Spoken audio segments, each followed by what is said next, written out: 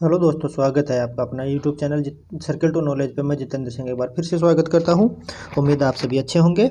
और आज फिर एक नई भर्ती के बारे में चर्चा करेंगे जो जोधपुर एम्स में निकली हुई भर्ती है, जो All India Institute of Medical Science Jodhpur में निकली हुई है। जो सब्जेक्ट है इसका requirement to the various group A B C, यानी कि ग्रुप ए बी और सी तीनों ग्रुपों में निकली हुई वैकेंसी है। जो direct requirement basic through the computer test, यानी कि ये सीबीटी बेस पर एग्जाम होगी इसकी और इसके बाद सिलेक्शन होगा।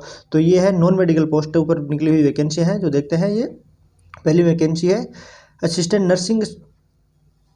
नर्सिंग सुपरिटेंडेंट की पोस्ट है, जिसपे 5400 ग्रेड पे है। इसके लिए आपको क्वालिफिकेशन चाहिए, बीएससी होनी चाहिए, 4 साल की बीएससी। साथ में अगर आप बीएससी के साथ में आपके पास पोस्ट बेसिक सर्टिफिकेट है 2 साल का, तो भी अप्लाई कर सकते हैं। साथ ही में आपके पास एक्सपीरियंस चाहिए, 6 ईयर का एक्सपीरियंस होना चाहिए, जो कम से कम 200 बेडों का अस्पताल का आपके पास एक्सपीरियंस होना चाहिए। आपकी इसमें एज लिमिट रखी गई 21 से 35 साल। और पोस्टों की गणना करें तो आपका पोस्ट 20 पोस्टें हैं, जिसमें जनरल की 10 पोस्टें हैं, जिसमें फीमेल की 8 पोस्टें हैं और मेल की 2 पोस्टें हैं। ओबीसी की 5 पोस्टें हैं, एससी की 3 पोस्ट है, एसटी की 1 पोस्ट है, ईडब्ल्यूएस की 1 पोस्ट है। और इसकी सिलेक्शन प्रोसेस होगी सीबीटी और इंटरव्यू। तो आपकी इसमें कंप्यूटर बेस्ड टेस्ट होगा, फिर बाद में एक इंटरव्यू के द्वारा आपका सिलेक्शन प्रोसेस रखी गई है। दूसरी पोस्ट देखते हैं, medico social service officer grade first की वैकेंसी है, जिसका 46 ग्रेड पे है। क्वालिफिकेशन देखें तो इसमें आपके पास एमए डिग्री होनी चाहिए सोशल वर्क की, साथ ही में MSW with specialisation of medical social work के साथ आपके पास एक एमए की यानी कि मास्टर डिग्री होनी चाहिए। 5 साल का एक्सपीरियंस होना चाहिए, कम से कम 200 प्राइवेट और नॉन प्राइवेट हॉस्पिटल के में 200 बेडों के हॉस्पिटल के साथ आपके पास एक्सपीरियंस होना चाहिए। इसमें एज गणना की बात करें तो एज गणना 21 से 35 साल एज गणना रखी गई है। पोस्टों की बात करें तो इसमें कुल टोटल 15 पोस्ट है, जिसमें जनरल की 7 पोस्ट है, ओबीसी की 4 पोस्ट है, एससी की 2 पोस्ट है, एसटी की 1 पोस्ट है और ईडब्ल्यूएस की 1 पोस्ट है। सिलेक्शन प्रोसेस की बात करें तो सिलेक्शन प्रोसेस में ओनली एक सीबीटी बेस्ड टेस्ट पर होगा, यानी सीबीटी बेस्ड टेस्ट के बाद आपके सिलेक्शन किया जाएगा, जो मेरिट के आधार पर सिलेक्शन होगा। तीसरी पोस्ट की बात करें तो आर्टिस्ट की है, जो इसके 2800 ग्रेड पे की ये जॉब है, जिसमें आपके पास diploma and certificate of fine arts के साथ कॉमर्शियल आर्ट्स है विथ 2 ईयर एक्सपीरियंस के साथ आप इंडस्ट्रियल सर्टिफिकेट होना चाहिए। और आपके पास ग्राफिक डिज़ाइन के साथ आपकी डिग्री होनी चाहिए। तो आपकी इसकी एज गणना की ये ग्रुप सी की पोस्ट है, जिसमें आप एज गणना की बात करें तो 21 से 35 साल की एज रखी गई है। टोटल पोस्टों की गणना करें तो 14 पोस्ट है। इसमें जनरल की 8 पोस्ट है, ओबीसी की 3 पोस्ट है, एससी की 1 पोस्ट है, एसटी की 1 पोस्ट है और 1 पोस्ट है ईडब्ल्यूएस की। साथ में 1 पोस्ट आपके एक्स सर्विसमैन की रिजर्व रखी गई है। सीबीटी बेस्ड होगा, इसमें ओनली एक सीबीटी बेस्ड टेस्ट होगा। अब सोशल वर्कर की बात करें तो चौथी पोस्ट है सोशल वर्कर की, जिसमें 2400 ग्रेड पे की ये जॉब है।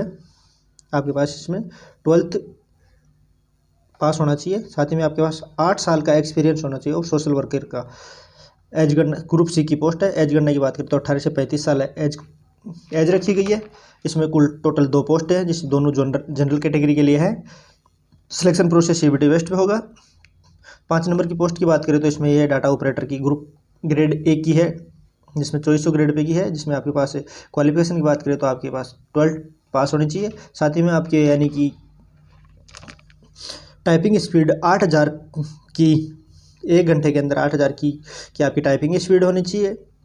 और ग्रुप सी की पोस्ट है। एज गणना की बात करें तो वही एज 18 से 27 साल एज रखी गई है। इसमें 2 पोस्ट है, जनरल की 2 पोस्ट रखी गई है।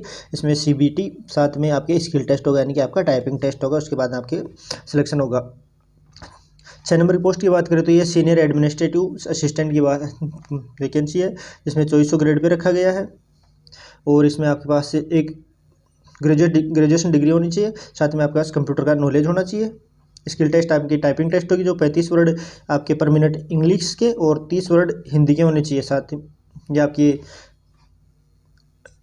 इसमें ग्रुप सी की पोस्ट है। एज गणना 21 से 30 साल रखी गई है। टोटल 3 पोस्ट है, तीनों जनरल कैटेगरी की है। और इसके सिलेक्शन प्रोसेस भी सीबीटी बेस्ड टेस्ट के साथ में ही आपका टाइपिंग टेस्ट भी होगा। अब आगे चलते हैं, देखते हैं 7 नंबर की पोस्ट। तो 7 नंबर की पोस्ट आपकी कैशियर की, जिसका ग्रेड पे 2400 रखा गया है। आपके पास ग्रेजुएशन डिग्री होनी चाहिए, साथ में 2 साल का एक्सपीरियंस हैंडलिंग हो अकाउंट वर्किंग गवर्नमेंट ऑर्गेनाइजेशन के साथ आपके पास, यानी कि अकाउंट हैंडलिंग का आपके पास एक 2 साल का एक्सपीरियंस होना चाहिए, आपके कंप्यूटर का नॉलेज भी होना चाहिए। ग्रुप सी की पोस्ट है ये। एज गणना वही 21 से 30 साल रखी गई है। इसमें 3 पोस्ट है, जिसमें जनरल कैटेगरी की एक पोस्ट है, ईडब्ल्यूएस की एक पोस्ट है, एससी की एक पोस्ट है। इसका selection process CBT based test पे होगा, यानी कि आपको एक कंप्यूटर बेस्ड टेस्ट देना होगा, उसके बाद आपका सिलेक्शन किया जाएगा। 7 नंबर पोस्ट की गणना करें तो यह है स्टोर कीपर की, कि स्टोर कीपर कम क्लर्क ग्रेड पे इसका 1900 रुपये ग्रेड पे रखा गया है। इसकी क्वालिफिकेशन की डिग्री आपके पास ग्रेजुएशन डिग्री होनी चाहिए, साथ में आपके पास अगर post graduate degree diploma materials management and from recognised university से है तो भी आप अप्लाई कर सकते हो। साथ में ये ग्रुप सी की पोस्ट है। एज इसमें क्वालिफिकेशन 30 साल तक रखी गई है एज की एज क्राइटेरिया। और बात करें पोस्टों की तो इसमें टोटल 21 पोस्टें हैं, जिसमें 15 ओबीसी जनरल की है, 2 ओबीसी की है, 2 एससी की है, 2 ईडब्ल्यूएस की है। 6 पोस्टें एक्स सर्विसमैन के लिए रिजर्व रखी गई है, और इसमें भी सिलेक्शन प्रोसेस सीबीटी बेस्ट पर होगा। 9 नंबर पोस्ट की बात करें तो जूनियर एडमिनिस्ट्रेटिव असिस्टेंट की 1900 ग्रेड पे के साथ ही है आपके पास। इसकी क्वालिफिकेशन की बात करें तो क्वालिफिकेशन आपके पास 12th पास होना चाहिए, साथ ही में आपके स्किल टेस्ट यानी कि कंप्यूटर पे टाइपिंग टेस्ट होनी चाहिए, जो 35 वर्ड पर मिनट इंग्लिश के साथ, और हिंदी की पर मिनट की बात करें तो 30 वर्ड होने चाहिए आपके साथ। और कंप्यूटर का बेसिक लिटरेंसी यानी कि आपके पास कंप्यूटर का बेसिक नॉलेज होना चाहिए। ग्रुप सी की पोस्ट है, वही 18 से 30 साल एज गणना रखी गई है। पोस्टों की गणना करें तो पोस्ट कुल टोटल 25 पोस्ट है, इसमें बहुत अच्छी पोस्ट है। जनरल की 11 पोस्ट है, ओबीसी की 6 पोस्ट है, एससी की 4 पोस्ट है, एसटी की 1 पोस्ट है, ईडब्ल्यूएस की 3 पोस्ट है, और 3 पोस्ट एक्स सर्विसमैन के लिए रखी गई है रिजर्व। साथ में इसका सिलेक्शन प्रोसेस सीबीटी में पास होने के बाद आपको स्किल टेस्ट यानी कि आपका टाइपिंग टेस्ट होगा। टाइपिंग टेस्ट के बाद आपकी मेरिट लिस्ट बनेगी, मेरिट लिस्ट के बाद आधार पर आपका सिलेक्शन होगा। तो ये थी एम्स जोधपुर में आई हुई अच्छी वैकेंसी है। और इसका देखें तो सिलेक्शन ये जो सीबीटी बेस होगा वो एमसीक्यू होगा, यानी कि ऑब्जेक्टिव टाइप क्वेश्चन होगा, साथ ही में और स्किल टेस्ट आपका कंप्यूटर टाइपिंग टेस्ट होगा। फॉर्म ओपनिंग की बात करें तो फॉर्म ओपनिंग की डेट आपको एम्स जोधपुर की वेबसाइट पर मिल जाएगा। साथ ही में आपको फॉर्म की लास्ट डेट यानी कि 20 दिन की फॉर्म की लास्ट डेट रखी गई है।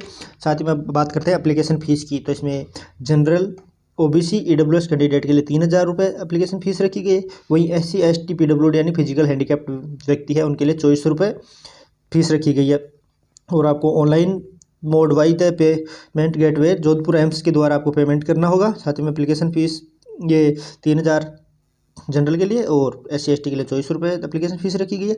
एज रिलैक्सेशन की बात करें तो जो गवर्नमेंट के रूल के अनुसार एज रिलैक्सेशन एससी एसटी को 5 साल की, ओबीसी को 3 साल की, पीडब्ल्यूडी कैंडिडेट को 10 साल की, पीडब्ल्यूडी प्लस ओबीसी जो कैंडिडेट फिजिकल हैंडीकैप्ड है ओबीसी का है तो उसको 13 साल की रिलैक्सेशन दिया गया है। साथ ही में जो कैंडिडेट पीडब्ल्यूडी यानी कि फिजिकल हैंडीकैप्ड है और साथ में एससी एसटी का कैंडिडेट है तो उसको 15 साल की एज रिलैक्सेशन दिया गया है। और 5 साल का एज रिलैक्सेशन स्टेट और सेंट्रल गवर्नमेंट के जो कैंडिडेट हैं उनको, जो सेंट्रल गवर्नमेंट में ऑलरेडी सर्विस कर रहे हैं उनको 5 साल की एज रिलैक्सेशन दिया गया है। एक्स सर्विसमैन को 5 साल का एज रिलैक्सेशन दिया गया है। अब स्कीम ऑफ एग्जामिनेशन की बात करें तो एग्जामिनेशन का सिलेबस और एग्जामिनेशन की डेट वगैरह रिक्वायरमेंट वगैरह आपको non faculty post of the maintenance यानी कि आपको एम्स जोधपुर की वेबसाइट पर सभी डिटेल अवेलेबल करा दी जाएगी।